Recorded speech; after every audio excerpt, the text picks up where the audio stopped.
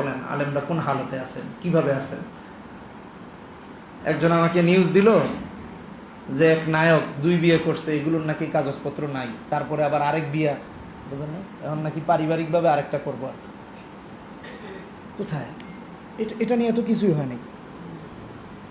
আর আরেক নায়কের হুদাই কত কিছু করে ফেলতেছে।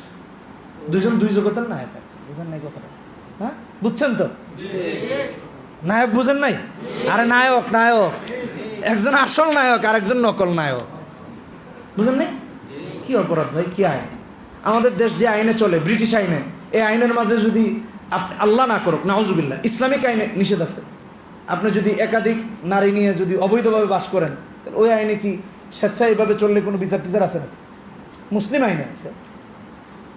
কোন আইন কার উপর চাপায় দেওয়া হচ্ছে বলেন? এবং কিভাবে হালালকে হারাম, হালালকে অপরাধ বানিয়ে কি না করা হচ্ছে।